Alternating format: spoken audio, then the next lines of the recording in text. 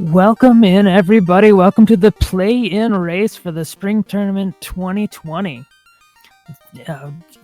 So 15 racers are entering this race all at the same time, and the top 8 will be going on to the bracket round of the Spring Tournament. So it's the last chance to get those last 8 spots in the Spring Tournament. 8 runners have already secured their spot in the brackets, and the 4 that you see here tonight have a pretty good chance of making it in with Thunderclawed, Crab Cakes, Asher, and Lord Fizzlebeef, and looks like they're ready to go. Groggy Dog is one of the runners who's already in the brackets. What are you looking for tonight? I think it's going to be really interesting to see, especially on this stream where we have some incredibly stacked competition, to see who fills out those final 8 spots. We've already got the 8 folks decided for the brackets. We've got 8 more on the way, and all 4 of the people on our stream here on RPG Limit Break tonight could very well fill those spots. These are some of the best runners that FFR has to offer. It's going to be great to see what kind of route divergence we have and what we see out of our runners. We got some great spells early on. Exit and Wall over on White Mage. Black Magic shows us a level 1 nuke, Lock 2 in Temper. We are in for a potentially quick seed.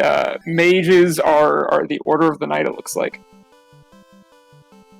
Did you see that already? Crab Cakes and Lord Fizzlebeef have both rerolled their party. They both wanted, looks like white mages, because there's Wall and Exit at first level, so go on making sure to get those spells right away, because Wall and Exit can save you a lot of time. Yeah, absolutely. That's always a little bit frustrating and dicey whenever you feel like, okay, I've settled on this party, this is kind of what I want, and then you see something at the start that just totally changes that, especially for these veteran runners. They're probably going to be fine, but that's never quite how you want to start off. It's not a fun way to lose, 15, 20 seconds at the beginning. Yeah, but you know what? They all know what they're doing, and if they decide that they want to reroll, they're probably going to save a whole lot more than 15, 20 seconds. It's going to be a really great race. I know that, Crab Cakes and Thunderclawed, I was surprised, had 2 losses coming in, but it's been a really tough tournament for everybody across the board. It's been a lot of great competition, and this should be just another example of how close the competition has been all the way throughout. Yeah, absolutely. It's always a little bit of, what luck gets thrown your way and what are you able to do with that luck. Certainly the 4-2 record, not necessarily indicative of these runners' skills. A lot of people probably would have picked maybe all 4 of these people to be there in the brackets, not here in the play-in race. But we're going to get an early herb and an early floater from Princess Sarah. That means we're going to be airborne as soon as we find that canoe. Again, with some really powerful early magic. And the floater on hand, this could be a jet seed, and that absolutely favors people who are confident and quick in their decision making. Again, a lot of that going to be on display on this stream tonight. We're really lucky to see not just the 3, 4, and 2 runners in Crab Cakes, Thunderclawed, and Asher, but also the 1 winner of last week's Last Chance qualifier. Everyone who was 3-3 got a chance to run for the final spot here in the play-in race alongside everyone who was 4-2. Lord Fizzlebeef came out on top against an incredibly stacked field of 3-3 runners. And so Lord Fizzlebeef is to see if he can make lightning strike twice and earn a spot in the brackets. Yeah, and Dwight Desotel, one of our trackers for tonight, asking how many people are going to check TFC, which just brings back bad memories of that Last Chance qualifier where there was a key item in the 1 locked chest in the Sea Shrine that no one wants to check right away. Yeah, it feels both brutal and particularly poetic to have something that difficult in a race with that much on the line. It's not even a question of do you do well, it's are you the best runner in this field? There is a little bit more leeway tonight in that about half of the runners are going to be going through to the brackets, but still, with the extremely high caliber of competition, there's very little room for mistakes. It'll be interesting to see what kind of route divergence we get. Certainly so far, a lot of money coming out of the Temple of Fiends means that there's a lot of options available to our runners. Depending on where the loose shop item comes into play, we could see some really interesting route divergence very quickly. Doubly so if we get the canoe quickly and have that floater. It's always pretty interesting too because, for less experienced runners, that early floater is very tempting.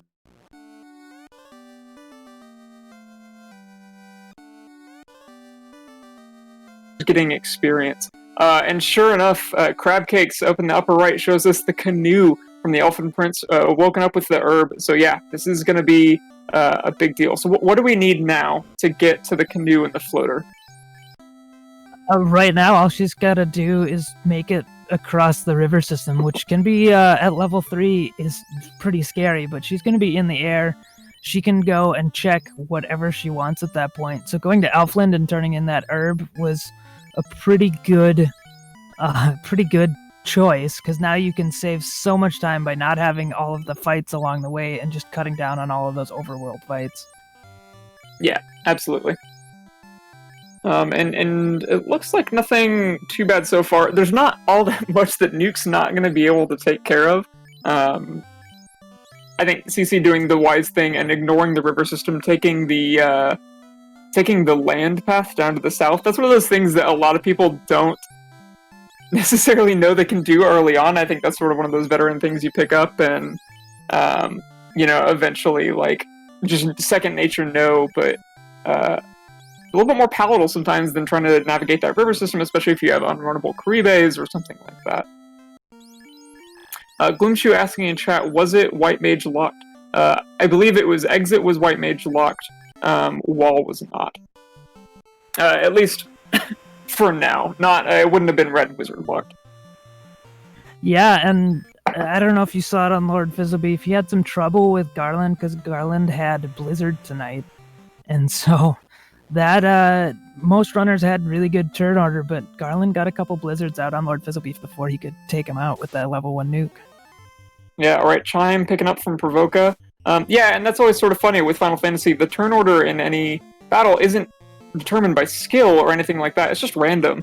So one runner can have a totally different outcome than another based on what they see. Picking up a Ruby from the Crazy Old Men in Crescent Lake. That's going to be a nice early check. Would have opened up a couple things for our runners if we didn't already have the floater, but with the floater there, doesn't matter. Now, we did just find the canal up in Thundercloud's screen upper left, so again, if we didn't have the floater in the canoe, that would be a great find, loose in Matoya's cave, but not a thing we're really going to have to worry about this seed. Yeah, and, at this point, Crabcakes is just saving time, and we'll see how many runners go through and check Dwarf's Cave before they even head down to Elfland, because they don't know that canoe is down there, so they're gonna still be looking. Although I guess Thundercloud has that canal, so you're not looking for too many more chests. But yeah, it's crazy that Crabcakes has had the airship for about 2 or 3 minutes before anybody else has even checked in with Elfland here. Yeah, Leggy, our wonderful restreamer, saying Jet Seed hype, absolutely, and the magic in Provoca is only doubling down on that. We have a Life 2 available to our White Mage. We have Fast and Ice 3, as if we didn't already have a really potent spell in Nuke. Pretty much all you want to see at this point is Cure 4, maybe like Heal 3, but this has been an extremely generous magic seed. It'll be interesting to see if, it compensates for that in some way with difficult enemies. And on Thundercloud's screen, we got Fade at level 3 alongside Cure 2 and Xfer. So again, that is not an expensive Fade at level 3. That's I think $259 or $359. Extremely purchasable, especially with the money that they found in Temple of Fiends. Yeah. Fighter and 3 mages is looking like the party tonight. Fighter Rainbow is potent.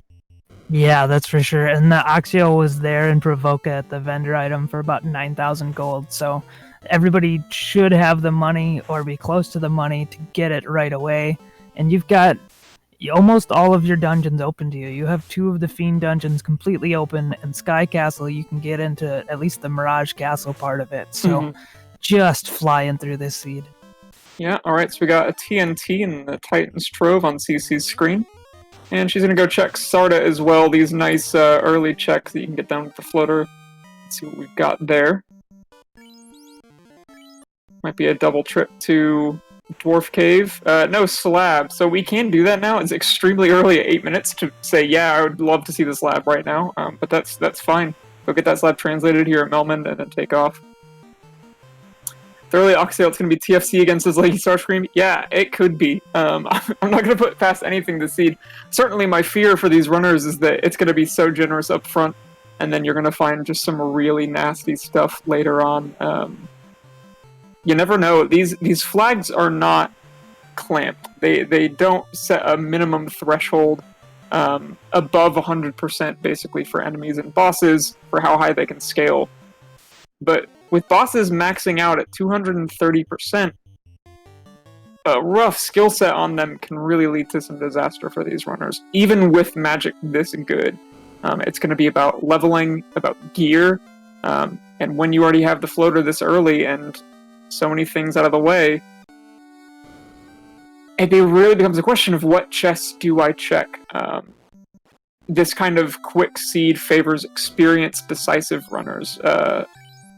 Any of the runners who are feeling a little bit less confident may want to just go ahead and start thinking about what gambles they're going to take if they think that these, extremely experienced, long-time runners are going to go a specific way.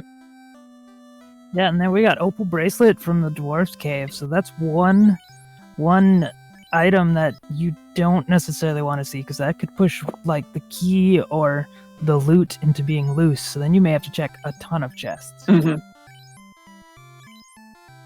Although, I'd certainly rather see that than, like a Thor hammer right now, because at least then I know, okay, one of my mages has got the best armor they're going to get this early on, and that's not the worst thing.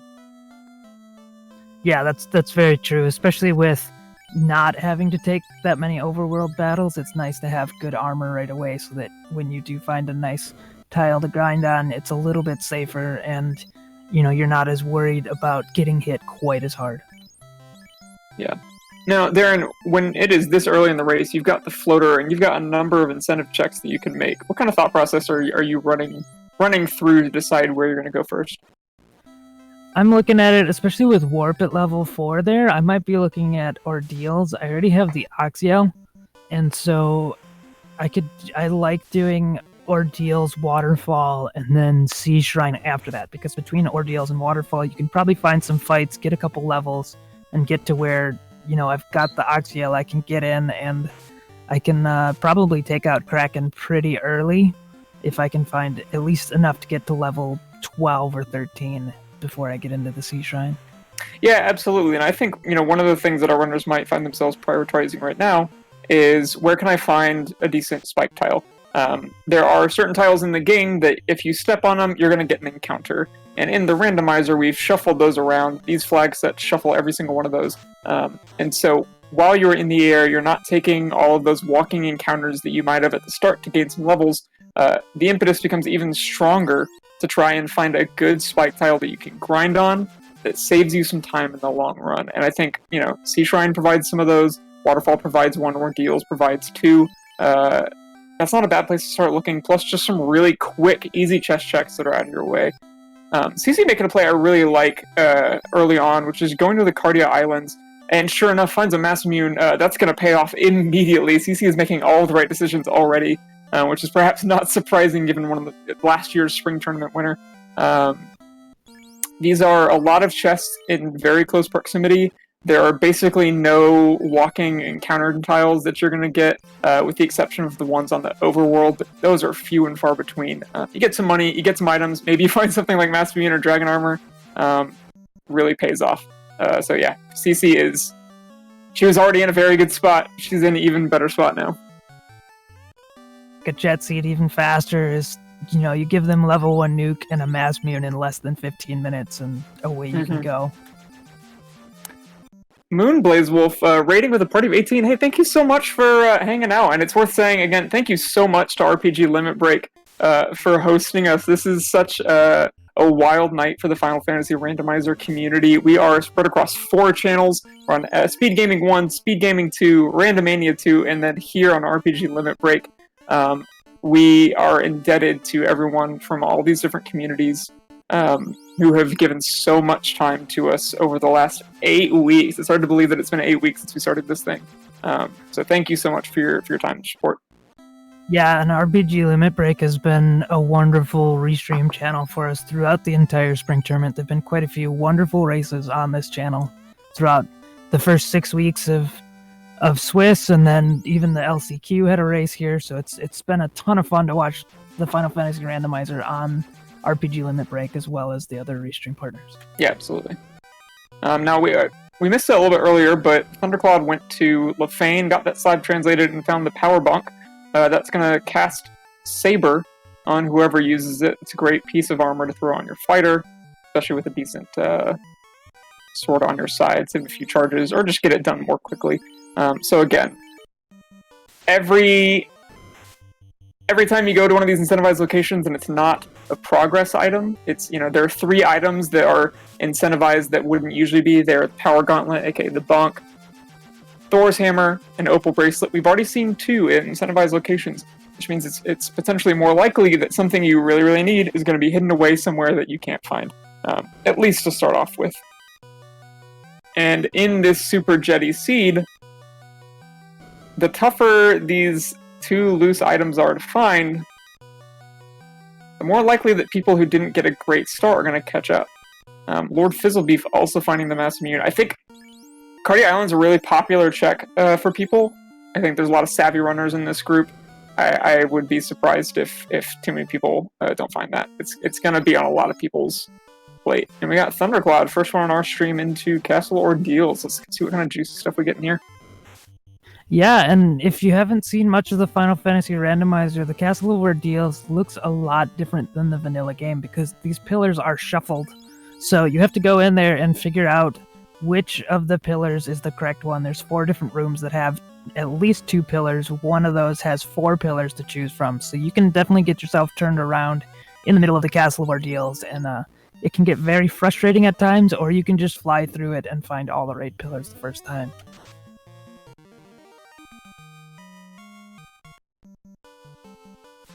Yeah, and this is one of the things that can be really demoralizing because of that slight bit of RNG. You find yourself getting a little bit lost, or then maybe you find a tough, unrunnable encounter. Those setbacks can feel pretty rough because you don't have the levels, and this is a reasonably safe place to go around level 10 when other places may not necessarily be that way. So a Neocho on the first grind tile, not great. It's going to give a little bit of XP. Ooh, a lot of health too. Survives that first nuke charge. And the fade, and then knocks down the white mage. So that's going to give a decent amount of XP. Not going to level anybody up, though. I think for the resources, Thundercloud is going to just skip past that. See this Medusa fight that he randomly found rather than that Neocho. Tyrannex in chat asking, how many of the 15 advance? There are 8 spots. 8 spots. So top 8 finishers will be going through to the brackets. And those happen in two weeks. Yes, we're off next week, and then the week after that we'll be doing brackets. Looks like Crabcakes has followed Thunder into the Temple of Ordeal, so she'll be just right behind him here. It's really going to be just such a close race with everybody running around on the quick airship. Mm-hmm. And Thundercloud finds our first loose item, and that is the bottle here in Castle Ordeal. So again, nice place to go. Also bad. Yeah, that's also a great spot to find it, because once you get back to your airship, you just fly right across that same continent, and you can turn it in right away in Gaia. You don't even have to go out of your way to get there.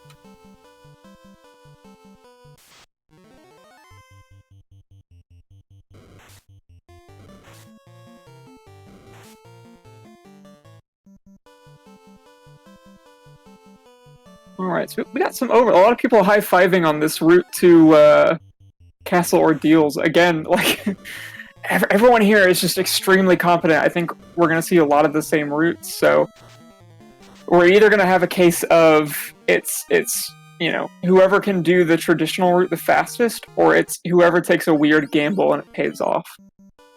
Eldromar asking in chat, I just got an FF randomizer. All the options are a bit overwhelming. Is there a guide explanation of what is standard settings for FFR? Yeah, absolutely. So there are 2 things I would suggest. I'll toot my own horn for a second. I have a website that is linked in our Discord. If you're not in our Discord, yeah, I don't know if FFR... Yeah, I don't think that chat setting works. FinalFantasyRandomizer.com has a link to our Discord. We have a duck pond for new players. There's resources and links in there. If you look for the Magitech Factory, that's a beginners-oriented website. That's going to go over some of the flags for you. But also, we have the Duckling Weekly Boot Camp, which just started under the tutorship of one Gregley Puff, who I believe might be hanging out in chat, or at least floating between the different channels. We just started up. It is a great way to get into some of those quote-unquote standard flags. There are quite a few. There's probably 10 to 15 flags that are active in any given standard randomizer. They're going to range from the shuffled magic shops to the shuffled RNG table, incentivized items and locations, and even the easy fixes like early ordeals, early SARTA, all of that. But yeah, the FinalFantasyRandomizer.com website also has the beginner flag set and the improved vanilla. I started on the beginner flag set. I think it's a great one to start with. So yeah, there's a lot of options for you there, Eldromar. I think some people are going to learn better by diving in the deep end and struggling and learning that way. I learned by doing a bunch of easy stuff for a very long time. So I think that's a perfectly fine way to learn too. And the bottle's going to turn into the crystal. So we got a couple NRC checks with the adamant and the crystal. It looks like Thunderclaw's going to go do. And it does look a little bit like Thunder has kind of passed up Crab Cakes, which is surprising. Crab was doing really, really well there for a bit, but I think just in terms of encounters, Thundercloud has gotten a slight edge. Let's see what the crystal turns into. That's going to be Thorhammer. That's a little disappointing. That is the third of the 3 incentivized items to be at our incentivized locations, which means whatever that second loose item is, the one that we haven't found, since we know Bottle was in Castle Ordeals, the second one is almost certainly going to be something that we need. Yeah, the only thing out there that we don't necessarily need right now is the tail. Mm-hmm. And that would be a convenience item, but we just found the tail at the dwarf cave, so something is going to be loose. It's either going to be the cube, the rod, the key, or the loot. So that really opens up the number of chests that you need to check. Yeah, and this is where I think we'll start to see route divergence. Ice is probably going to be a popular pick next. We haven't really seen that. Ordeals, I think, made sense for our runners very early on. I think, to what your point earlier, you said go to Sky. I do love the mermaid floor right now. I think some of the runners may be feeling it from last week when they saw a bunch of people have to go to Sea Shrine 3 times maybe just to try and find that TFC lock. But, until Sky is open, Volcano and Sea Shrine are going to look really good. It'll be interesting to see who goes to Earth Cave, because that incentivized location is turned on this week. It's the Earth Week flags, and so it's always tricky if, say, the rod is at the Earth Cave right after that vampire, right when you need the rod. So you might put off Earth Cave until almost the end just to find out that you had to go there the whole time. Absolutely. Our Earth Cave, not a particularly fun one to try and full clear. There's a lot going on. You can get some gross enemies. You have to go out of your way a bunch, and you're going to have to step on a bunch of spike tiles. So even when it's incentivized, I'm always just kind of like, oh, do I have to go to Earth Cave right now? So I definitely wouldn't blame our runners for putting it off. But yeah, that is incentivized this week, so you would... I say you would hate to see it. We in commentary would love to see something weird like Rod down at the Earth incentive, but who knows? Dengwu in chat, wow, I rolled them an interesting jet seed. Yeah, Deng, congratulations on a heck of a seed. That was, it started off quick and has only gotten quicker. Yeah, give him a free mass beam, no encounters needed, and in the air within 5 minutes of the start. So that's about the definition of a jet seed. Unless, if it's a loose loot somewhere, it could take quite a while to find that thing. Well, Dromar, I got stuck for quite a while trying to find the bottle, only to realize it would be in some random item shop. Yeah, one other fun thing people forget a lot, I'm not going to see it in this seed, but the caravan shop to the west of the Sea Shrine, a lot of people forget that shop is there. You can get it as soon as you have the ship in the canoe. Loose item can end up there, but again, we were given a lot of free things tonight, including the shop item pretty quickly with a 9,000 Oxyale. That's a pittance. Even for as early as they were, they had a lot of money early thanks to some big chests.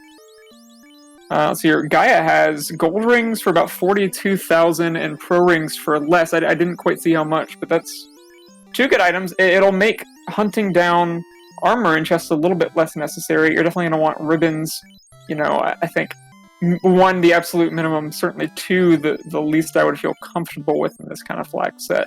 But having 13,000 for the pro rings. And Lord Fizzlebeef has 150,000 gold, so not too much of a problem buying all that up. And Crab Cake's going into Ice Cave, so we get to see what's there. I think it'll be interesting to see not just what do we get from Ice Cave, but also how many chests is Crab Cake's going to check. Is she going to just try and go mode this and gamble, or is she going to do the full clear? I think I would do the full clear, but let's see. Joined by Ray Fates, Caleb in chat. Good to see you. Thanks for stopping by, bud. Yeah, I know that Crab Cakes in the past has said that if she's going into Ice Cave, especially when there's still loose items, she's probably going to full clear the entire dungeon, because Ice Cave has so many chests and they're backloaded in the dungeon. They're so far into the back of it that getting out early doesn't save you time if you have to go back in. It's not like, Earth Cave has the first floor where there's 4 chests, or even Volcano, if you skip over that armory floor, you've got a bunch of chests you can get to really quickly. These ones take a while to get to. Yeah, absolutely. And we are helped by the warp trick. And if you're not familiar with the Final Fantasy Randomizer, there is a neat little trick that you can do where instead of having to go through the ice cave twice, we're going to watch CC do it here now. She's going to drop down a floor at the right spot, warp back up, and she's going to be able to sort of float in that hole and get access to all 3 chests, and then just drop down and do a clear on her way out. And there's the rod. So Earth Cave, looking very good right now, I think. Get the Ice Sword too. Less attractive with the Mass Immune, but certainly if you have a Red Mage, they can use that. Yeah, again, some of these are potentially just kind of frustrating more than anything. I always hate going to these 2 chests off to the left, guarded by the spike tile, especially if that spike tile is rough, but a few ghosts aren't going to do too much to you. One thing I like to do there, if that spike tile is rough, you can just hit warp and go right back to those that last floor again and just go right down in. So you've got a choice of the 2 spike tiles of which one you'd rather have to fight with. I've never thought to do that. It's a real veteran move, Darren. I appreciate that.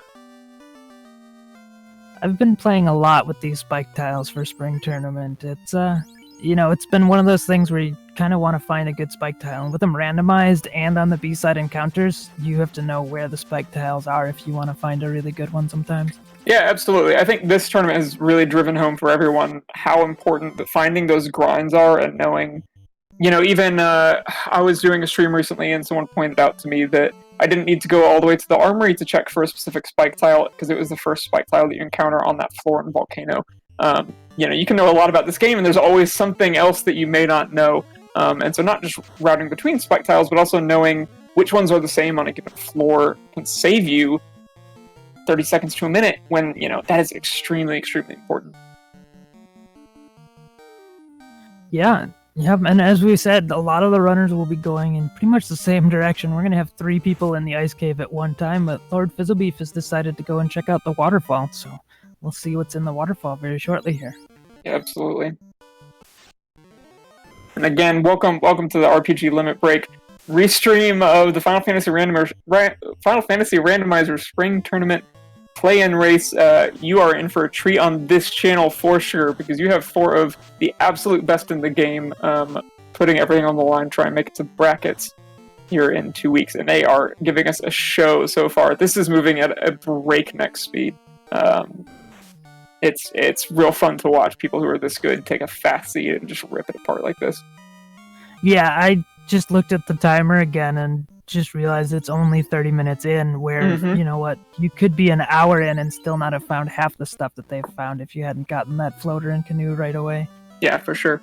Makura Third says the FF2, FF3 style battle scening is a nice bit of code as well. Yeah, so there are a lot of really great creative components in our community. I use alternate sprites as well. My promotion sprites are all FF3. A lot of people use things like that. Yeah, there's a robust creative scene out there. How many will make it to brackets from the play-in race? Yeah, 8 of the 15 runners tonight are making it through to the elimination brackets in 2 weeks. Alright, so Crabcake's coming out, going to the volcano. Thunderclaw decided to go check out Earth Cave next. So we've got a bit of divergence there, and we've got 4 runners in 4 different dungeons at this point. And so we'll see who's going to make the right gamble on which dungeon to go to and try and find that second loose item, and, see what they can find as they're going to make some progress no matter where they go at this point. Yeah, loose Excal there on Earth. Again, it would be awesome if we didn't already have the Mass Mute, but it's still good to know where that is. And I think it's really interesting to see what CC is doing, because again, we talked about, okay, Earth Cave is incentivized. We know that there is an incentivized item there. The normal advice would be go chase the known, get the incentivized item. There isn't a loose in Volcano, or there may be a loose in Volcano, but there's not an incentivized item. But I think CC sort of knows that in a way, kind of is incentivized in that the armory is going to be checked by pretty much everyone at some point. She could find the loose in here. She may be banking on a lot of people going to Earth after they've done all the checks that she's done. Volcano could give a little bit of edge. Certainly, it could be a place where she gets a ribbon. Where was Excal? It was on Earth 2. Yeah, especially looking for at least one ribbon. Armory floor is a great place. It's got just the best chest density at the earliest spot, I think, in any dungeon that there is. And but these mucks might give you quite a bit of a problem. Yeah, mucks of pain. Luckily, the white mage stays up, but not something you want to see too often. So with wall early, how many ribbons would you be trying to dig out here, Craggy Dog? That's an interesting question. Well, and sure enough, there's one. So CC showing why that early Volcano play is potentially so potent. I think the early wall play cuts down on how many you need. I would not be surprised if we see a few of these runners who feel particularly confident go for just one ribbon and just go for sure. I think if I were, a runner feeling like I think a lot of people in this are faster than me, I've got to gamble a little bit, I would go with one, especially if I had wall. It's scary going into Topher that could just beat the tar out of you. But again, sometimes it's knowing what is the minimum amount of work I can do and still beat this game. Knowing what that looks like for you, for your party, knowing what that's going to look like for your opponents, that's a large part of the game too.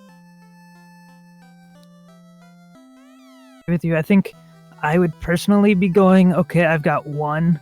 I'm still going to have to check chests for loose, but if I found that loose item right away, I would be checking just the green chest and trying to run through it. But I also feel like I would be very much overmatched by this field, and so I would be doing anything I could to try and cut some time. Yeah, absolutely.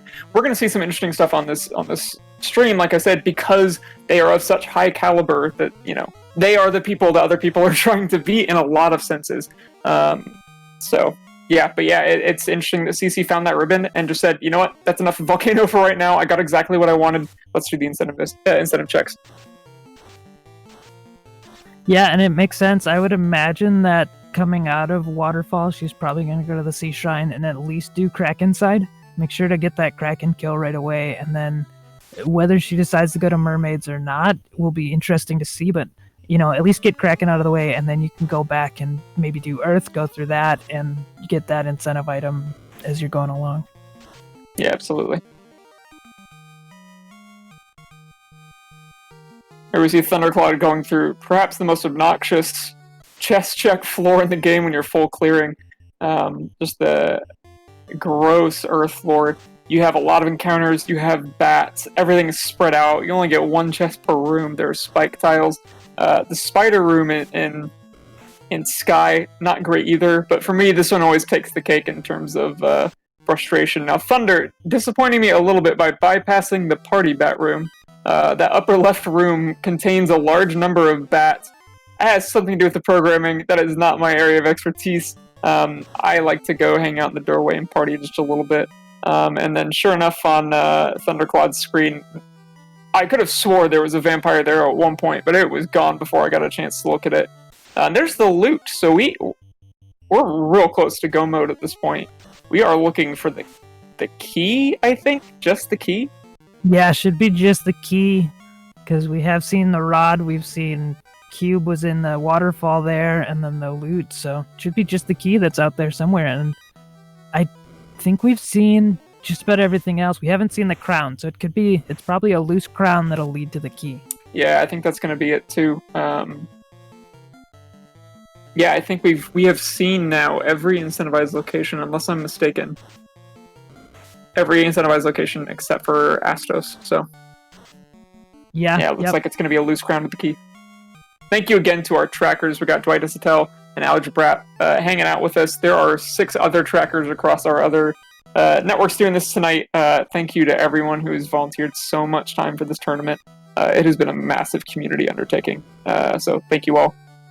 Second ribbon, and they're on Mermaid Floor. Lord Fizzlebeef just found one. So there are 2 very, very approachable, easy to get ribbons, which is nice. That wall is going to help, but if you have 2, I think that would absolutely be a comfortable spot. Throw that on your fighter, throw that on your white mage, and you're good. Yeah, I would definitely agree with you. Two ribbons, and I am not checking any chests. As soon as I find that crown, I am just beelining straight for whatever is at the end of the dungeon I am currently in, and just going to be taking whatever fights I need to get the experience. Yeah, one thing we really haven't seen too much of at this point is farming a grind tile, a spike tile. We haven't seen too much of that yet. We'll see if these runners just kind of continue to take walking grinds, take fights as they go, get those levels. Dwight, yeah, so we found a second ribbon on the mermaid side of Sea Shrine. So I don't think anyone has 2 ribbons, because Lord Fizzlebeef hasn't been to Volcano yet, but we know the location of 2 of those 3 loose ribbons at this point.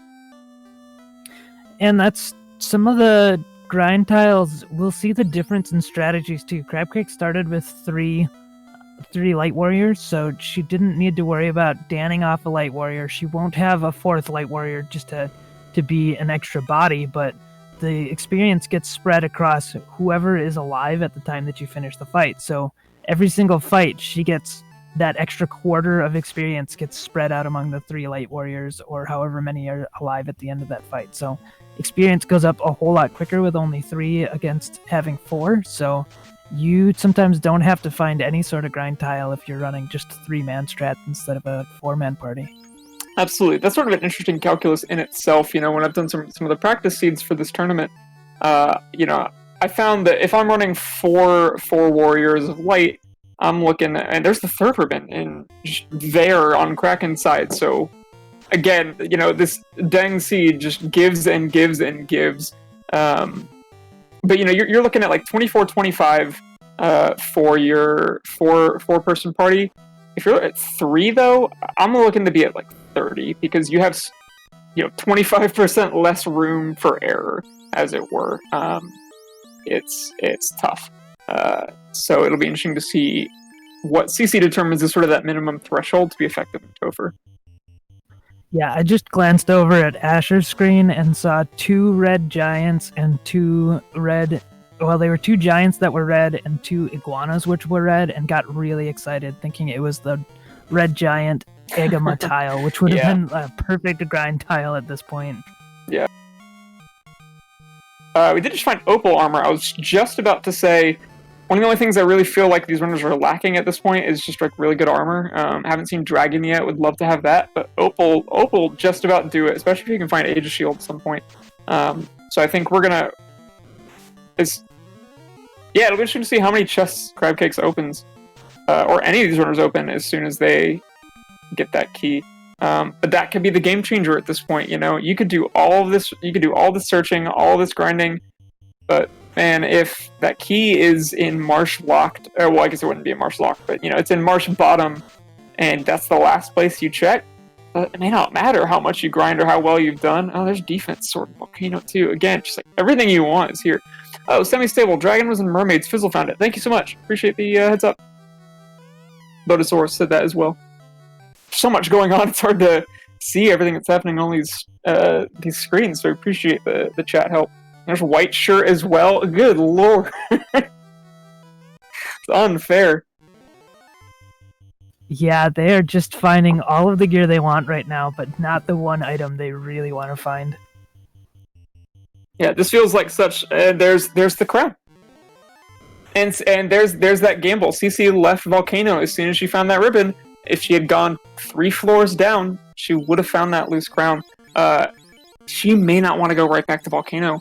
That's going to be a really interesting choice that she has to make. But we now know where that is. We have all the information we need. The crown's going to lead to the key. That puts us in go mode.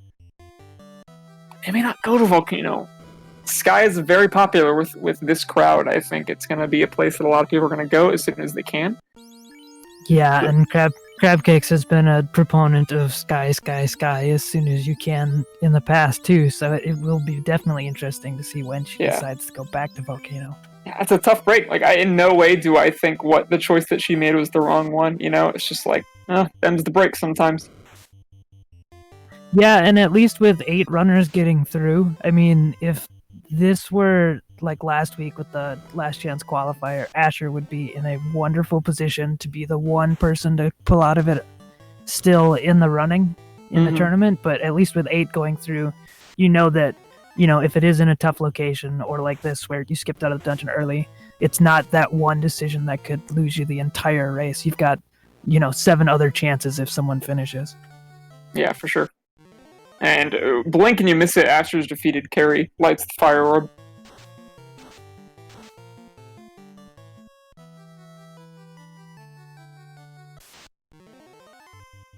So yeah, Asher's still missing a couple of the key items, but has that crown. He's gonna go pick up, I believe it was the ruby here. I don't know if he's been in to see the sages yet.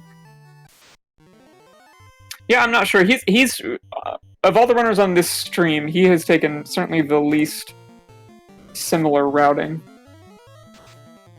Thunderclawed very shortly also going to get that crown, it looks like, assuming he stays in full clear mode. We got Kraken 1 up on Crabcake's screen. Very shortly going to have it on Lord Fizzlebeast's screen as well. Can't just... Embarrassment of riches in terms of items. I go talk to the friendly king. What? He's not just a friendly king. I've been bamboozled again. And as Dwight says in chat, if Asher has the ruby, none of us have seen it, which that could be a deciding factor. If Asher forgot about the sages, you can get to finding all of your incentives and be staring at your screen going, okay, what did I forget? Did I talk to Bicky? Did I talk to the sages? Who do I need to go find? Yeah, absolutely. Doubly ironic that, given that one of his party members is named Ruby. Crabcake's going back in for more, going to check out Mermaid's side. Again, not at all a bad check. Gonna get that second ribbon. Not the right check, though.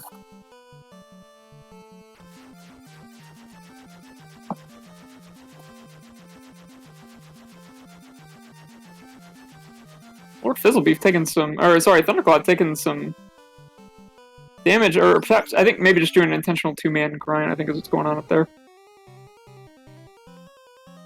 Yeah, and that's another one of those calculations. You have those 2 party members that you really want to get the levels, and taking an interesting route through the volcano there, deciding possibly whether he wanted to go check the chest to the left side of this floor or not, or maybe just trying to get a couple extra damage steps onto that third character.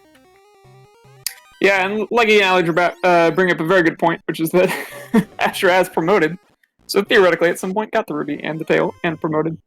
Which again, one of the casualties of watching 4 extremely fast racers is losing small details like being promoted. And again, blink and you miss it. Carrie goes down on Thunderclaw's screen, and we light a second orb there. Thunderclawed in extremely good position right now. Gonna be interesting to see how many more chests he checks. I can't imagine it's too many. Yeah, I think you've got all the firepower that you need to get through this siege. You just need a couple levels, and you need to finish lighting your orbs, and should be ready to go into that Temple of Fiends. And it's just, when you get a jet seed, you really get a jet seed. Yeah. Craig, did Thunder not check the room with the crown? I believe I saw him check that room and get the crown, hence the go mode.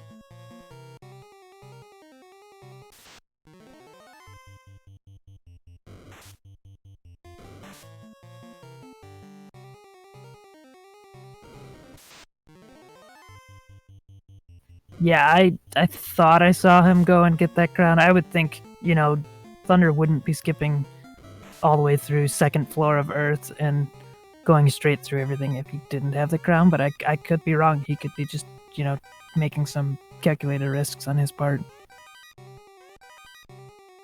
Getting a peek at, just like we said, strong runners going to Sky early, less than greater than room doesn't pay off. Crabcake's our first runner to go into Earth without having that crown, and going and checking the first floor and seeing what all those chests are. So even here, just little time losses just because of that knowledge of not having done Volcano yet. Yeah, absolutely.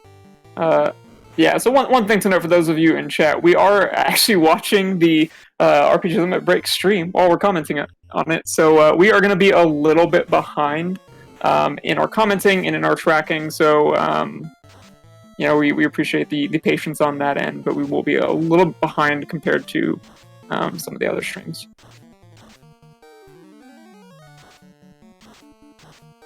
Resets out, doesn't like the 700 gold in the tent. Not today.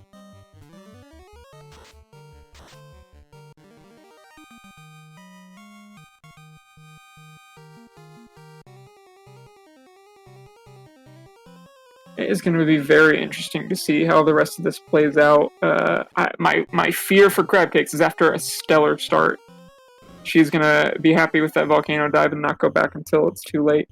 But with as fast as Crabcakes is, there may not be a too late. You never know.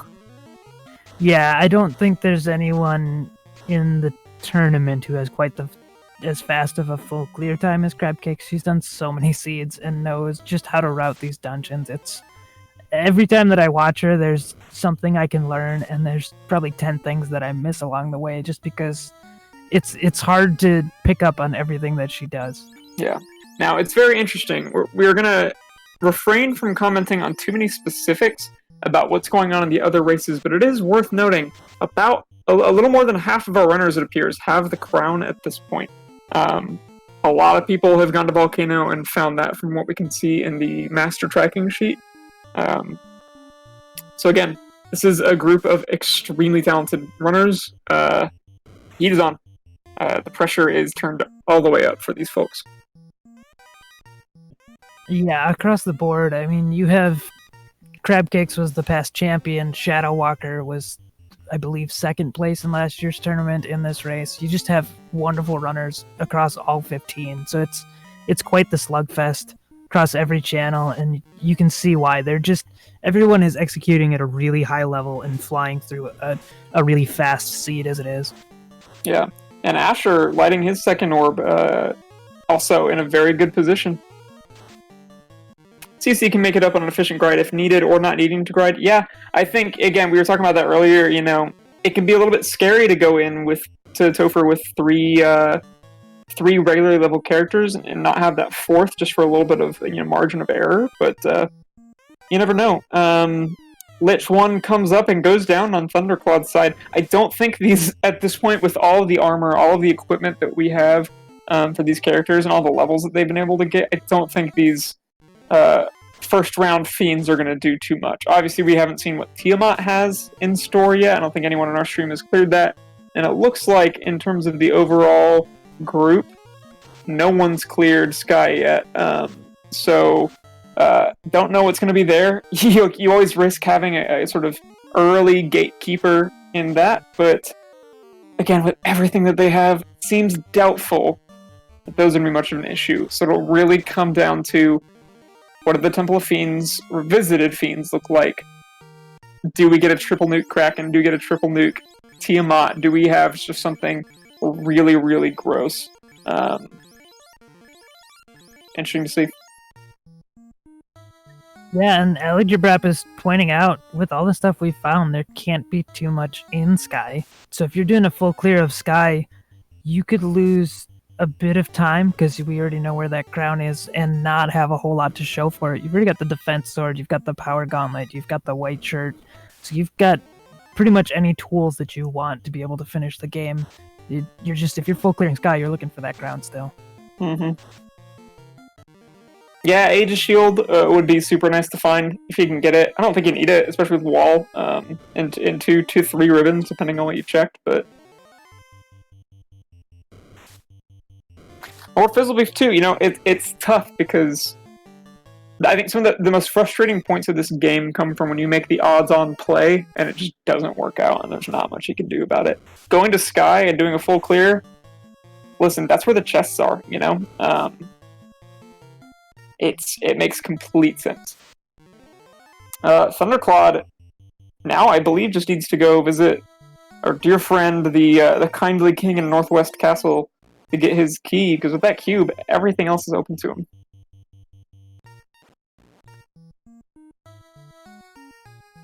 Yeah, and he's getting his gear all set up, getting everything where he wants it. He's in go mode, he knows. At least he knows where everything is, so he's in no mode, and he's just going to be flying. He doesn't have to check another chest if he doesn't want to for the rest of the game. Yeah.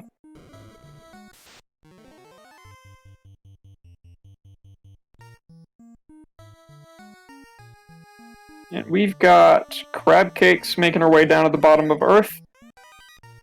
Again, it'll be interesting to see what she chooses to do next. She decided not to check, or she may have. Did she check the top room there and then just warp back? She did, yeah. So yeah, she warped back, yeah. Okay, that does save a lot of steps to do it that way. I was gonna be really surprised if she decided to skip that room at this point. Yeah, that's one of my favorite warp things that I think people forget about. Is just going to check those, warping back, heading in. Get the black shirt in the sky. Not super useful. A little bit of better armor for the black mage. Comes in handy as an AoE spell if you need it, I guess. But I can't imagine the black mage is going to be in particularly dire need of that with Ice 3 and Nuke at level 2 and 1 respectively. Yeah, I think the biggest thing it gives you is it resists time magic, so it'll resist those zap spells that you probably will see in Temple of Fiends somewhere. Yeah, absolutely.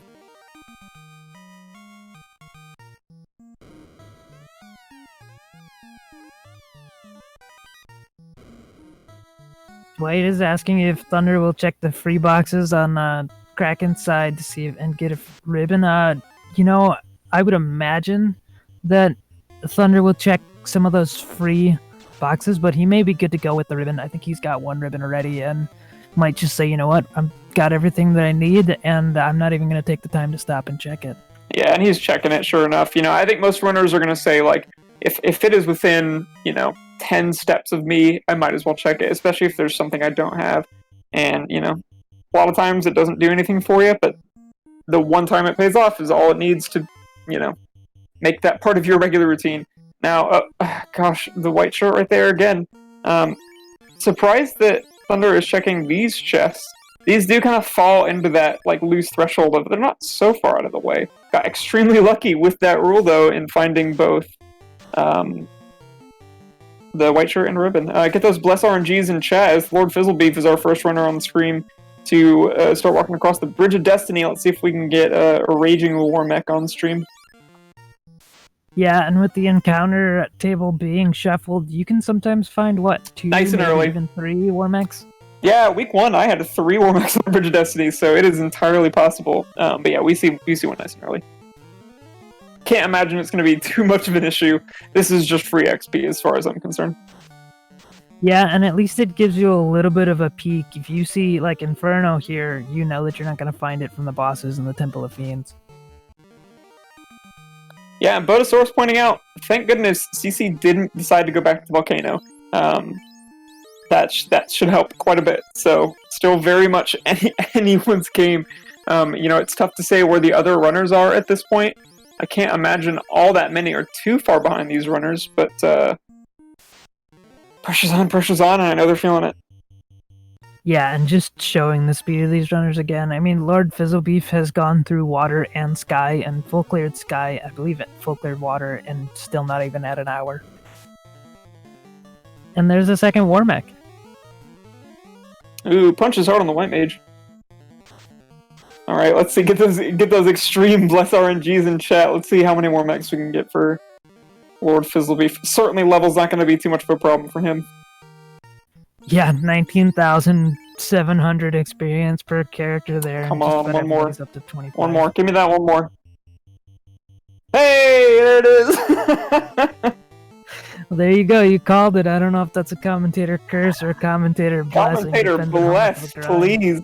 I mean, because genuinely, this is nice for Lord Fizzlebeef. He was kind of behind right now, given that he just full cleared sky when that is completely unnecessary. He does not have to worry about XP at all for the rest of the game. So yeah, I feel this very much. Again, this happened to me week 1. and I felt invincible the rest of the game. There is power in that, and that might help him move a little bit faster. But he's got to make up some time now and get lucky with the right checks. And Thundercloud, while we're doing that, has taken out Crack and lit his third orb and is on his way to Sky. Yeah, absolutely blistering pace right now. But again, Crabcake's really not too far behind. Gonna find the defense sword there in Volcano as well. That's gonna help a lot, even more so for the 3-man party than the 4-man comps. But we are moments away from seeing Crabcakes get that loose and be in full go mode, minus the key, obviously. We got Tiamat coming up for the first time. Lord Fizzleby. And can't imagine this is going to be too bad after 3. The only danger you see now is just like, is he out-resourced because of 3 Ormax? But I don't think that's going to be a problem. And there it is. There's the crown for Crabcakes. That is the second loose. Crabcakes is in go mode. It is go time, baby. Yeah, and that stun on the knight is really the only problem on Lord Fizzlebeef's side, but I think you've got enough magic that you can fight through with magic if you have to.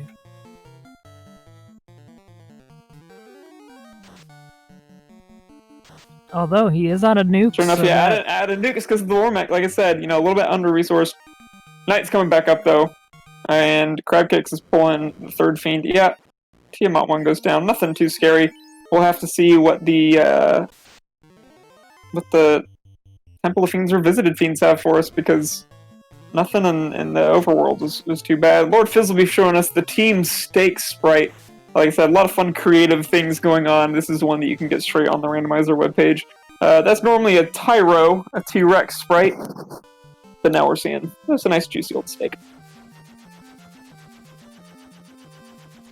3 orbs lit, Thundercloud with 3 orbs lit. Crabcakes is right on his tail. Neither one went and fought Astos yet, but that's really from here. It's on the way back to the Temple of Fiends, and they know that the key is going to be there. So really just... Yeah, I think that's good routing. Yeah, and the speed of Crabcakes just showing through. I mean, Thundercloud is no slouch whatsoever, but to have found the crown quite a bit earlier and still have Crabcakes catching up after full clearing an extra dungeon. Yeah. So funny, I was, as people were asking about this tonight, and I was telling people about commentating and all that, I was like, oh yeah, get ready for like 2 hours, who knows, it could be even worse, and we are very much looking at like a sub 115, which is, knock on wood, but this could be a quick finish. Yeah, and these flags, there's been slight changes every week throughout the spring tournament with incentivizing different Fiend dungeons, or the 1 week with not incentivizing any of them and having an extra loose item. But you've seen anywhere from just under an hour to 3 to 4 hours for runners to clear. So you can get quite a variance, and they're just showing here how quick you can go. Yeah, and I think, veteran or newbie, the chase we have going on in Sky right now between Thundercloud and Crabcakes, this is just about as good as it gets. Again, 2 of the absolute best in the game, showing why they have earned the reputations that they have for being really good at this game. They are blistering pace through everything. It is a real treat to get to watch them perform at such a high level, especially with something that has so much on the line like this. And we have Asher saying, you know what, I'm going to throw my elbows in there. I'm not going to be forgotten either, having cleared 3 dungeons as well and in go mode. He's going to go and enter Sky Cave. And so we've got 3 runners who are on their last dungeon in the sky. Yeah, and we got those Bless RNGs. We're about to have 2 runners on the Bridge of Destiny with Asher bringing up the rear, so we've got 3 Vormix already. Let's see how many more we can get tonight. Botosaurus, yeah, absolutely. One of my favorite things to watch in these runners is like how quick they menu, because I can really struggle with when I have a heal pot in the wrong place or when I've got a tent in the wrong place or something. It doesn't matter to some of these folks. It's beautiful. Yeah, and that's one of those things which it takes time to learn, but you can save so much time by being able to menu efficiently and just fly right through all those menus. There's so much time that you spend in the menus that, you can save a couple minutes in a race just by being able to fly through and heal yourself up quickly or make efficient fighting menus. And Thunderclaw just dices Tiamat 1, not an issue, and it is time for the Temple of Fiends Revisited for Thunderclaw as soon as he gets that key. Now, one thing to note, we are about to get to the point where people are going to begin to finish. We would ask that we keep chat spoiler-free as much as possible. Obviously, at some point, the news is going to break and we're going to start talking about it. But for those who maybe have to watch this later or are not able to watch the other streams just yet, if we could keep spoilers out of chat until a little bit later, we'd appreciate it. We're going to focus on our runners for now. But we are very much at the point where this is going to get extremely exciting, because again, it's not just about who finishes first, but who finishes 8th and 9th as well. Astos is nothing. There and gone.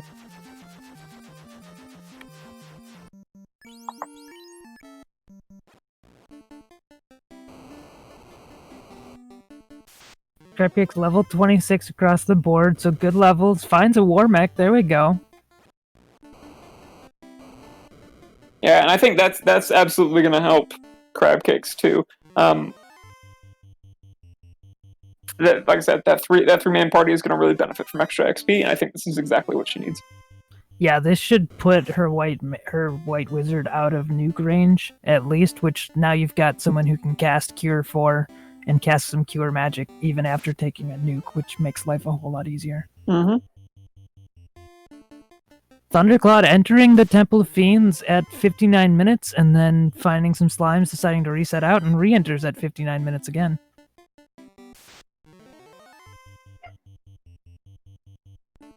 Double war mechs on the screen at the same time. It doesn't get much better than this. As Crabcakes kills that war mech, Asher pulls in. Beautiful.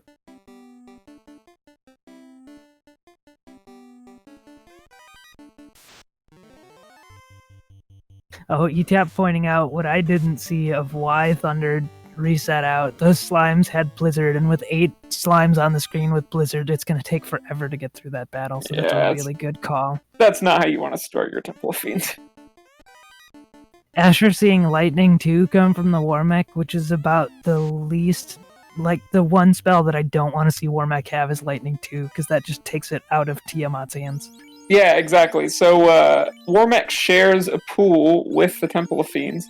And so any spells that you see on Warmech become a known quantity. It means that the folks at the final stretch of the game won't have them.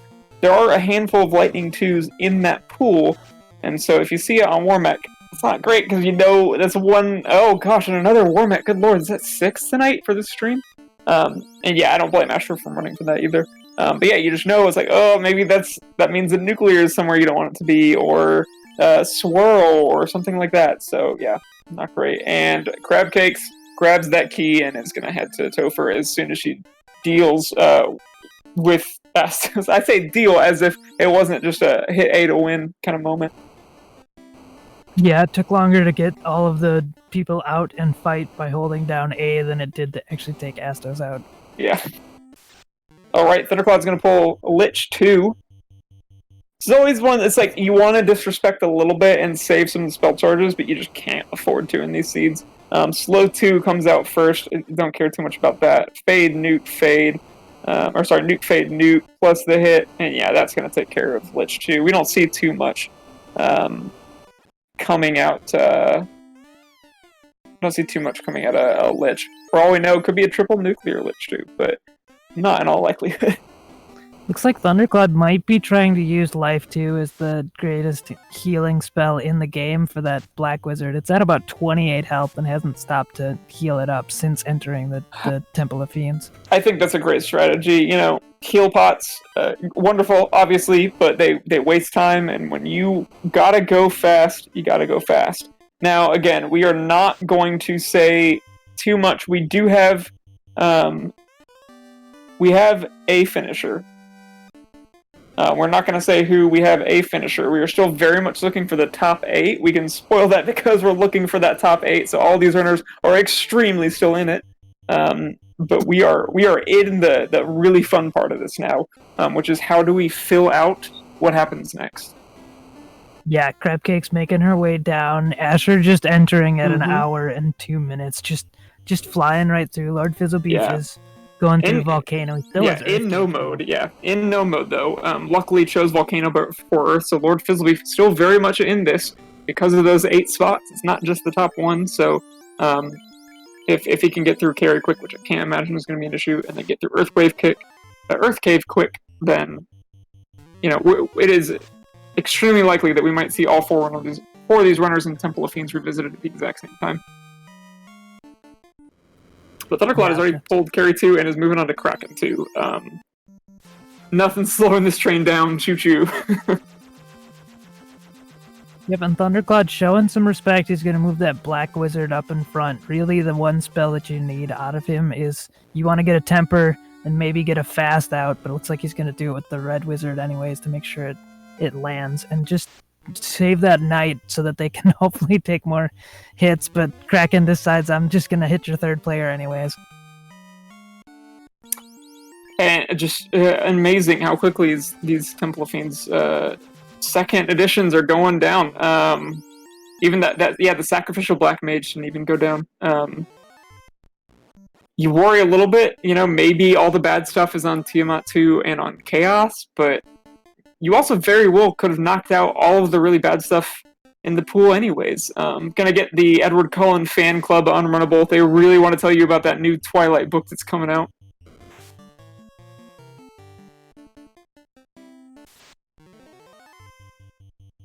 Yeah, Thunder is on the sky, or just about on sky floor, I guess I missed a couple steps there, but Crabcake's on the fire floor, and Asher is already on the earth floor, so just right on top of each other in this Temple of Fiends. Yeah, like I said, based on what we know, there's still very much possibility that all these runners could finish in the top 8. That bat's got to get out of Lord Fizzlebee's way, though. We do have a second finisher. There are 6 spots left. 6 spots left to be claimed to move on to the brackets. Try and aim for the overall tournament winner.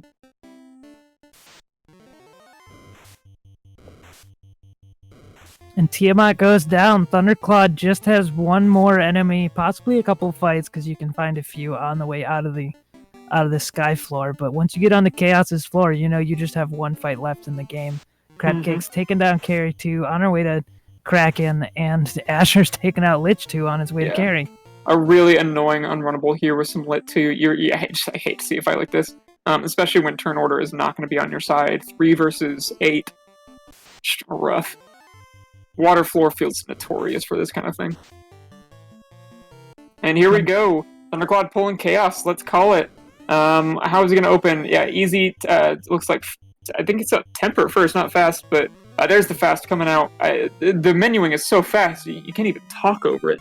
The white shirt comes out, looking very strong, gets that power bunk out. Not going to start hitting just yet. I can't imagine it's going to be too much longer before we start to see a swing. And yeah, sure enough, the nukes are coming out. Thunderclaw is ready to start moving on that offense.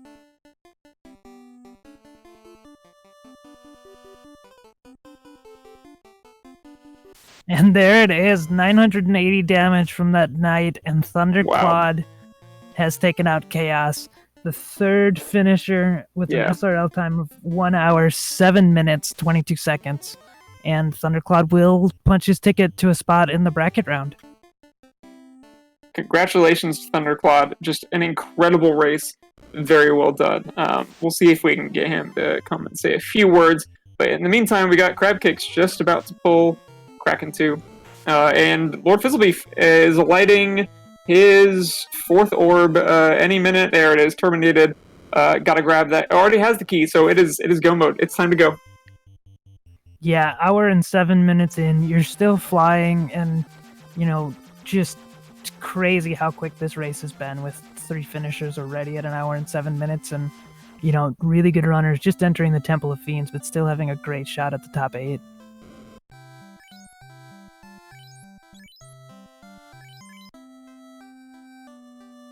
And both Crabcakes and Asher are on the water floor right now. Crabcake's taking on Kraken, where Asher found a seafood party pack. Yeah, luckily that one wasn't the unrunnable version, so he's going to sneak out.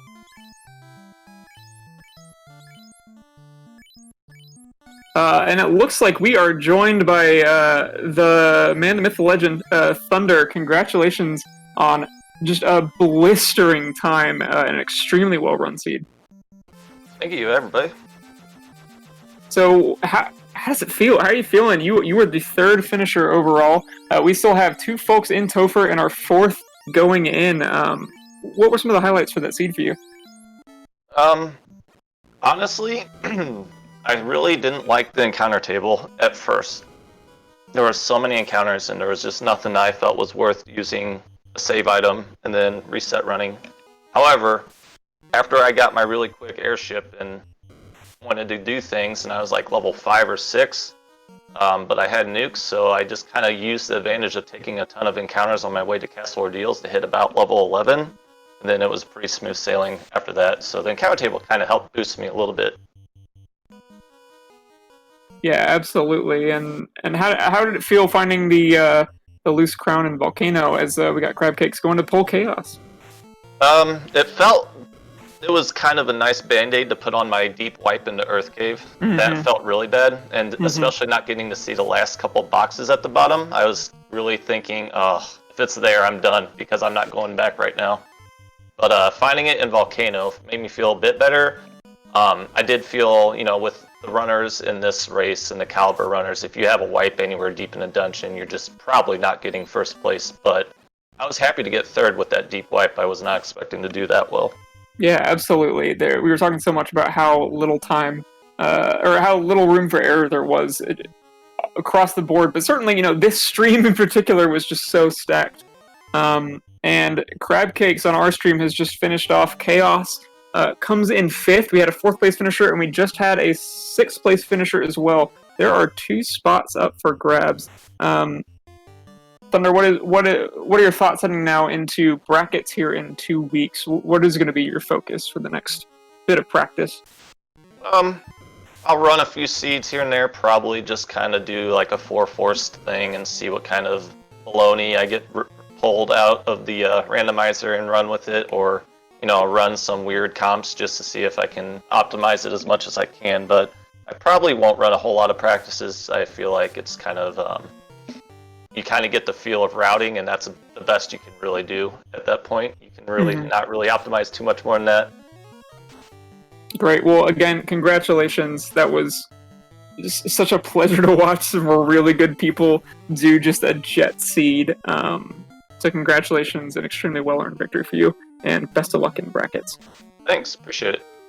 And Asher is on Chaos. You can see that he's just flying through, trying to get as much damage out there as possible, because he knows that there are 6 people who have punched their ticket already and just trying to get one of those last 2 spots. And Asher does it, coming in 7th place, and immediately after that we see, a matter of 4 seconds, we see the 8th place finisher. So unfortunately, Lord Fizzlebeef is not going to make the cut. That full sky clear is just such a heartbreaker, because it was a great idea that just didn't pan out. But that solidifies all 8 spots in the brackets, fill out what was left. If you are hoping to avoid spoilers, put earmuffs on now. We'll go ahead and run down the full list here. Again, giving you a few seconds if you're watching this or don't want to be spoiled. We're going to go now. In first place, we had Shadow Walker, followed by Cheesinator in 2nd. Our very own Thunderclawed in 3rd, followed by Zenobian in 4th. Crab Cakes in 5th. Spellzap in 6th. Asher Wells on this stream in 7th. And Silverfire in 8th. Congratulations to all 8 runners. That was genuinely incredible. This was such a fast seed. And while that may seem like it was easier, I think a lot of times that makes it even harder, because you can't mess up. You have to just power through as much as possible. So congratulations to these runners for making it through, because it is such a huge amount of pressure. Yeah, and that was actually one question that I would have for you, Thunder, is how excited were you to find out it was going to be a jet seed where you just had to go and execute perfectly the whole way through? A little relieved. I feel like I can run a jet seed really, really well, really efficiently.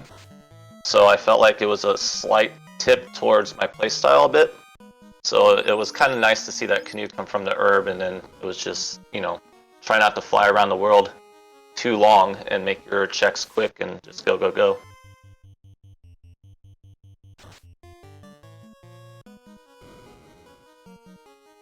All right. It looks like here in we got Lord Fizzlebeef heading just about to pull Kraken 2. We're also, I think, going to get Crab Cakes in chat, and then here shortly we'll also have Asher join us in voice. So we're going to get to talk to some folks about their experience as well. Yeah, and Lord Fizzlebeef gonna finish this out, see what he can do. I know a lot of runners, especially when you're being restreamed, I'll take at least one run at the Temple of Fiends and try to finish it out. And so he's gonna take on Kraken 2 here and show us what he can do. Yeah, absolutely. And I think it's worth finishing no matter what. At the very least, if someone has to drop out, can't make the brackets, then 9th, 10th place can still potentially get that chance. But it does look like we are joined by Asher 1611. GG, congratulations on a very strong and well-deserved 7th place finish. Thank you very much. How you feeling? Well, I was doing good, and then I got sort of the adrenaline shakes in my arms after I dunned, and just was like, oh, that was a fast one. Yeah, But absolutely. intense. Yeah. And it's amazing that it can come down with the cluster finishes around me to possibly that first wipe in Garland possibly costing me, but me choosing to cure 4 on the way from Tiamat to save those seconds I needed.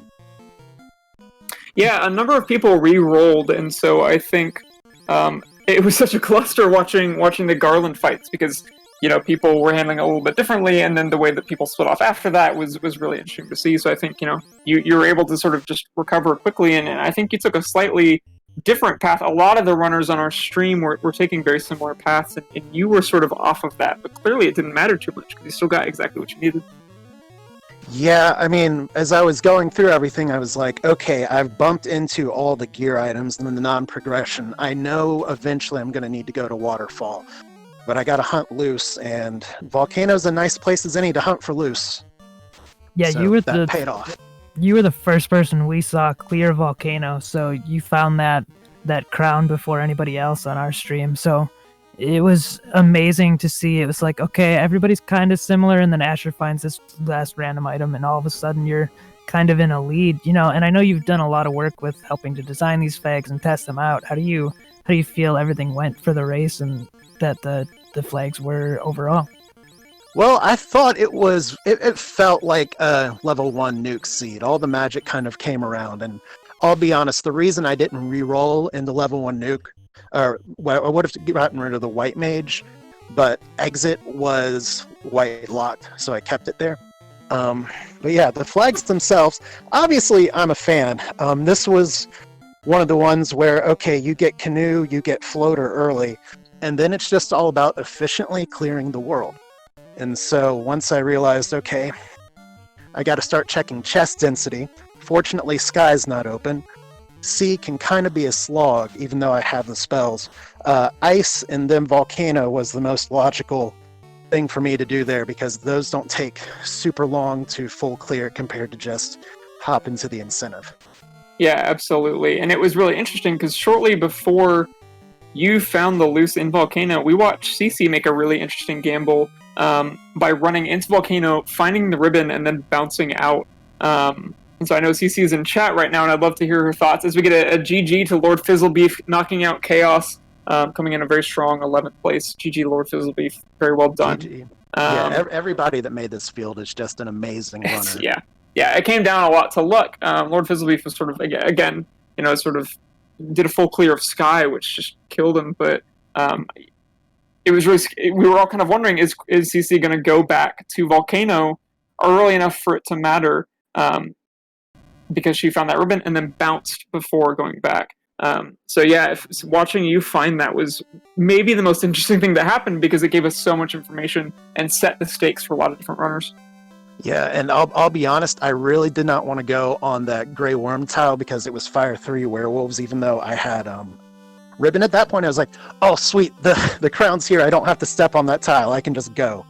And yeah, for me, gold bracelet's enough, so that I had the opal bracelet was even better. I did greed check the waterfall, hoping that I'd find a shield, and I lucked into that, because I really didn't want to go in with just an iron shield if I could avoid it. My greed checks were actually super lucky, This was an I forgot to check extremely the- generous seed. Yeah, I totally forgot to check the hallway until I was halfway through for that seafloor. And then the Sharknado one chest I was going to check was the white shirt. So I was like, well, everything's coming up aces. I have the Mazamune, I have pretty much most of the gear I could ask for. I have level 1 wall, which means I may have even been able to go without the ribbon, but the ribbon was right there. Yeah. It was the opposite of the play-in race, or is the opposite of the last chance qualifier. Yeah, and it was real fun to watch. You know, we've talked so much tonight on the stream about how the jet seed requires even more skill because the margin of error becomes so much less. And I think, Yeah. you showed such an interesting way by taking a bit of a route divergence compared to some of the other runners and still doing a very good job with it. Well, thank you for the kind words. I mean, I have raced all the people in this room, and I'm very, very glad we were able to put on a good show for you. I do think back to the race I had in the spring tournament with Crab Cakes, which, I mean, she was ahead of me kind of for a while, but we talked a little bit about afterwards, and it really did come down to me trying to play against her as a runner, where I knew she would go Sky.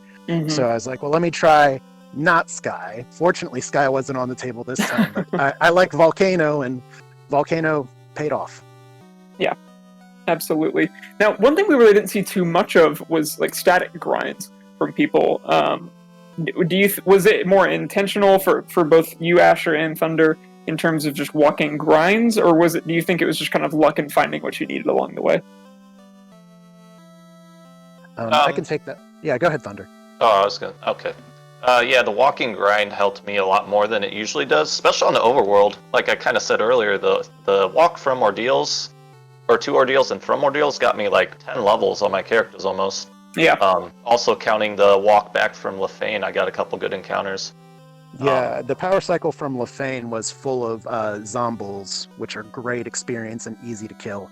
But then, yeah, I just took a few more fights in dungeons that were kind of nice, and I ended up at 24 right when I laid my last fiend, and I was, good to go. Yeah, running from that second war mech apparently saved me 2 spots in the standings, but I thought about it for just a second. It's like, well, I could get even more experience, but I had what I needed at that point.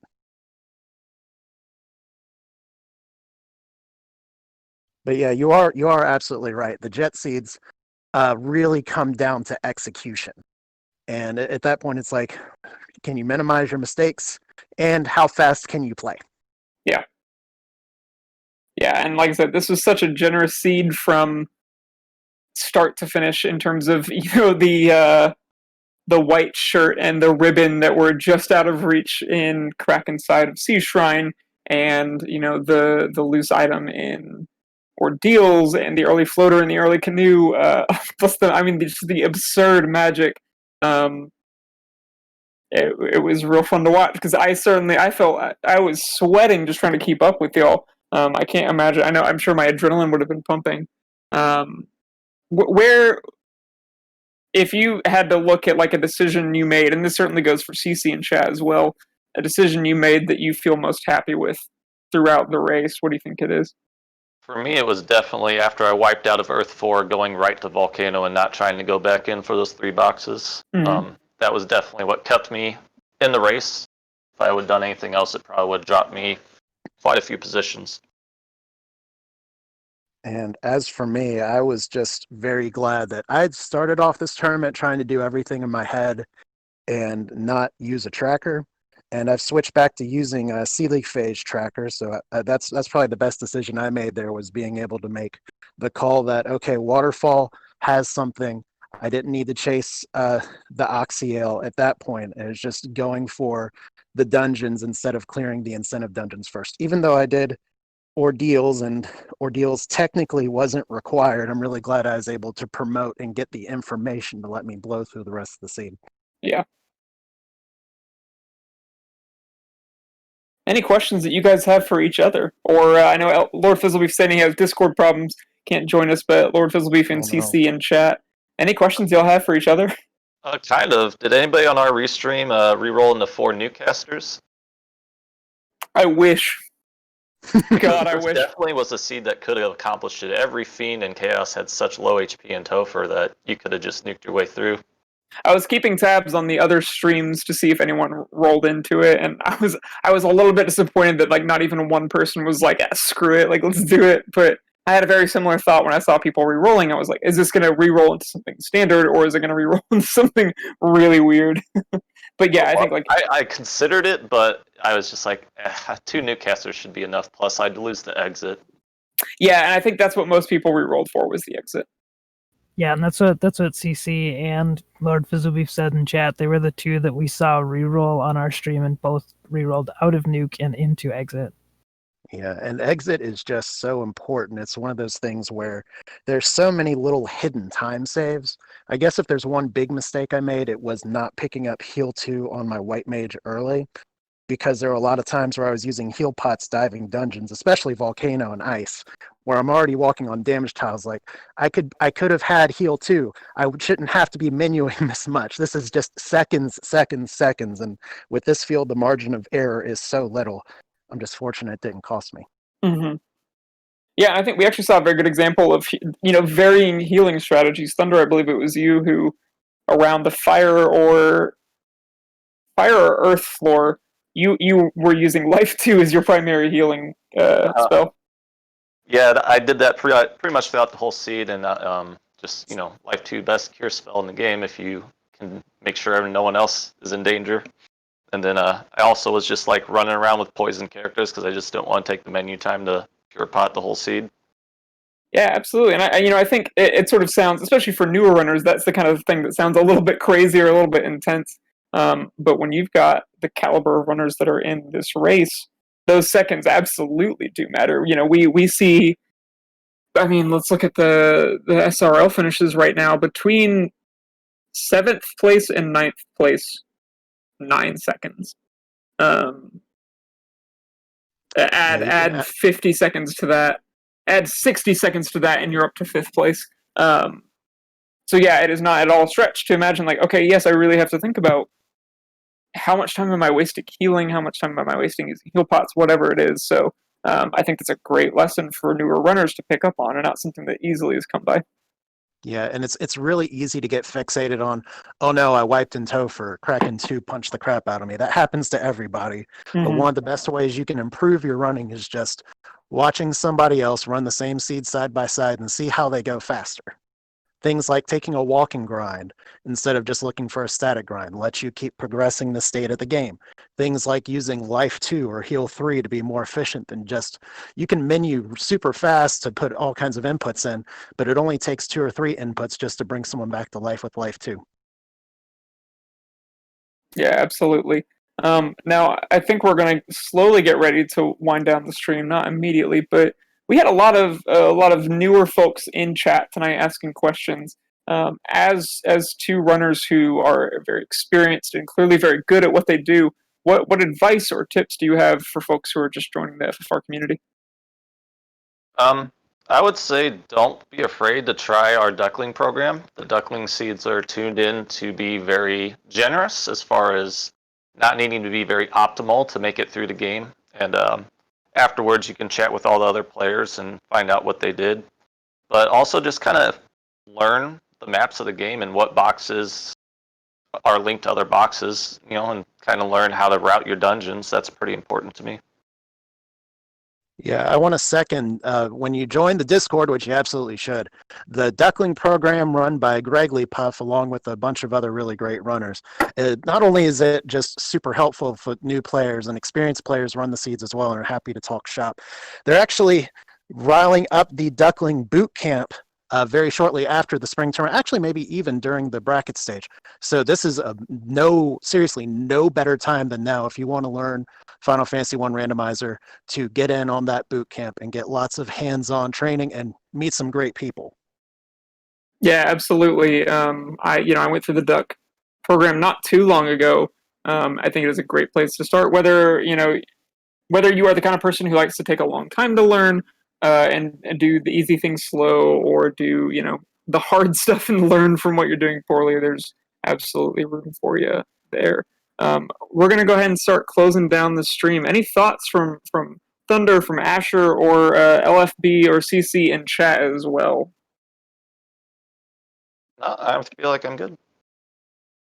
And I just want to say GG to everybody. It makes me sad the number of quality runners that won't necessarily be able to make it, but there's also some great runners waiting in brackets, and I know I'm going to have my work cut out for me going forward. So it's going to be fun, and there's plenty of spring tournament action left to come. So thank you, RPG Limit Break. I think this is actually my first time on here, so hello, and I'm very happy to hear there's a lot of new people watching. I hope you all enjoyed the show today. Awesome. Darren Dries, any last thoughts from you? Yeah, anybody out there who is looking for the Discord link, just go to the FinalFantasyRandomizer.com and you can find a link to the Discord from there, and you can get in. And there's a lot of people. Anytime you're asking questions in the Discord, you'll get responses usually pretty quick. And we always want to help out new runners, help you figure out what to do and where you're going. But also thank you, Groggy Dog, for commentating with me, Ali Jabrap and Dwight for doing the tracking, and Leggy Starscream for doing the restream tonight and helping to put this all together. It's been an amazing spring tournament with as many races as we've had, and doing 4 at the same time tonight has been really amazing. Plus you got to see 4 great runners, 3 of whom made it into brackets, and got to hear from Groggy Dog, who is also one of our bracket runners for this spring tournament. The Duckling Supreme Groggy Dog. An exciting time. I still don't know how I feel about the fact that I am there, but it's going to be a really fun time in the brackets. I'm excited for it. So yeah, I think that's going to do it for us here at the FFR team. Thank you all so much. Thank you again to everyone who has volunteered and the channels who have put so much time into hosting this really awesome tournament. Y'all are wonderful. Thank you all so much for watching. Congratulations, GG. Y'all have a fantastic night, and we'll see you in just about 2 weeks for the brackets when it gets to the elimination stage. See you then.